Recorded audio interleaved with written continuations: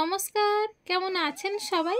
প্রিয়াঙ্কা লাইফস্টাইলের নতুন আরেকটি ব্লগে আমি প্রিয়াঙ্কা আপনাদের সবাইকে স্বাগত জানাই। এটা খুলে রেখে দেবে, হ্যাঁ, নষ্ট করবে না, বুঝেছো? খেলা করবে না টুপি নিয়ে। যাও যাও যাও শুধু। আজ দিনটি হলো সোমবার আর এখন বাজে 6:20। এখন থেকেই ব্লগটা শুরু করছি। তৃষ্ণা তোর বাবার সাথে চলে গেল স্কুলে।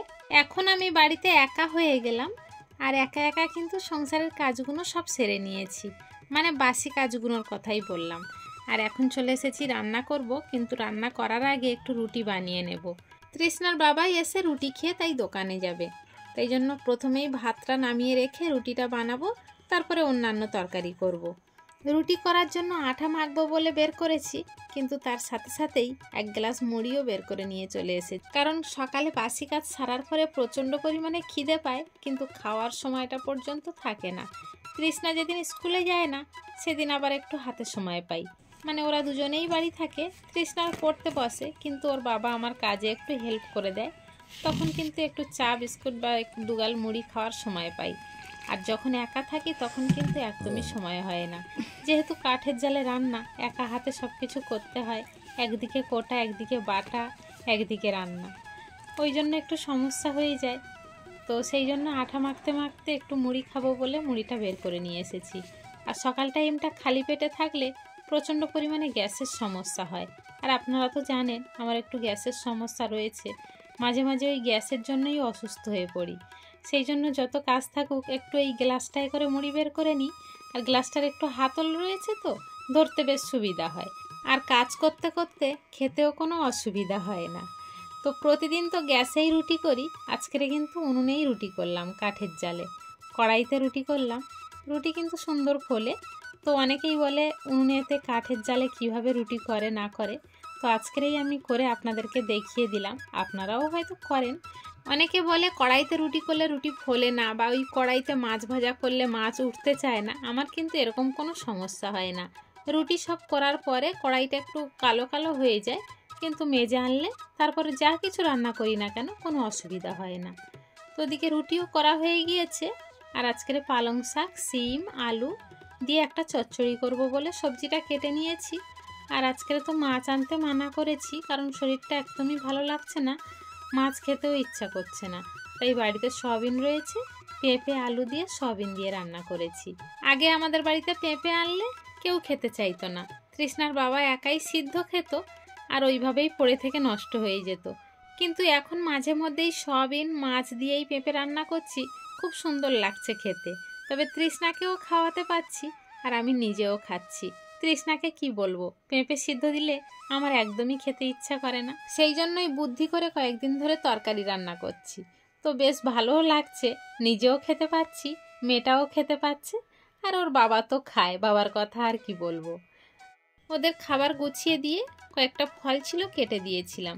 তৃষ্ণার বাবা খেয়ে দোকানে চলে গিয়েছে, আমিও খাওয়া দাওয়া সেরে কয়েকটা থালা বাসন ছিল সেগুলো সব মেজে এনে এখন উপুর করে দিলাম। দাঁড়ান, হাঁড়িটা আর উপুর করে দেবো না, এইভাবে বসিয়ে রেখে দেবো। হাঁড়ির সরাটা মেজে এনেছিলাম, কিন্তু খুঁজেই পাচ্ছিলাম না, মানে কয়েকটা থালার খোপে পড়ে গিয়েছিল, সেই জন্য অনেকক্ষণ খোঁজাখুঁজির পর পেয়েছি। ব্যাস, এদিকে সংসারের সব কাজ গুছিয়ে নিয়েছি, এবার স্নান করে ঠাকুরটা দিতে পারলেই হয়। শীতকালে স্নান করাটা কিন্তু বড় একটা কাজ। মাঝে মাঝে ভাবি স্নান করে উঠলে তো আর কাজ নেই, এবার একটু গিয়ে খেয়ে দিয়ে শুয়ে পড়বো, কিন্তু তার হয় না। কিছুক্ষণ পরে দেখা যায় উনুন লেপা হয়নি, ঠাকুর ঘরের থালা বাসন মাজা হয়নি, বিভিন্ন দিকে বিভিন্ন কাজ ছড়িয়ে রয়েছে। তো মেয়েদের আর সংসারের কাজের শেষ নেই। আর শীতকালের বেলা পিছন না ঘুরতে ঘুরতেই কোন দিক দিয়ে পালিয়ে যায় কিছুই বুঝতে পারি না। এই জন্য আর একটু দুপুরে শুতেও পারি না। অনেক সময় শুই ওই 3টে, 3:30 নাগাদ শুই, আবার একটু পরেই উঠে যাই, আর দেখতে দেখতেই তো সন্ধ্যা হয়ে যায়। আপনাদের সাথে গল্প করতে করতে অনেক কাজ করে নিলাম, এদিকে মাথায় তেলটাও মেখে নিলাম। আর আমার একটা বদ অভ্যাস আছে, তেল না মাখলে আমি স্নান করতে পারি না। অনেকেই দেখেছি কত সুন্দর তেল মাখে না, চুলগুলো কি সুন্দর থাকে, কিন্তু আমার সে অবস্থা নেই, তেল মাখতেই হবে। আসলে আমাদের পাতকুয়োর জল তো, তেল না মেখে যদি স্নান করি তাহলে মাথায় আর হাত দেওয়া যায় না, মানে মাথা যেন মোটা মোটা লাগে, কিন্তু তেল যখন মাখা হয় চুলটা বেশ সুন্দর লাগে, সেই জন্যই প্রতিদিন তেল মাখতে হয়। আর ছোট থেকে এরকম অভ্যাস আমার আছে, তেল না মাখিয়ে আমি কোনোদিন স্নান করতে পারি না। তবে অন্য কোনো তেল নয়, নারকেল তেলই ব্যবহার করি। আর আজকের কৌটোটা এনেছে তো ভীষণ সুন্দর লাগছে। শীতকালে কৌটো হলেই বেশ ভালো হয়, কারণ তেলটা তো বসে যায়।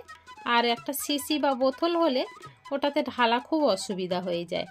আর এরকম কৌটো সিস্টেমের হলে হাত দিয়ে তুলে নেওয়া যায়, যখন ইচ্ছা খুশি আবার ঢাকনা লাগিয়ে দিয়ে রেখে দেওয়া যায়। তো খুব ভালোই লাগলো। তো এখন স্নান করে ঠাকুরের থালা বাসন কিছুটা ছিল সেগুলো মেজে নিয়েছি। চলুন আর বেশি বকবক করবো না আপনাদের সাথে।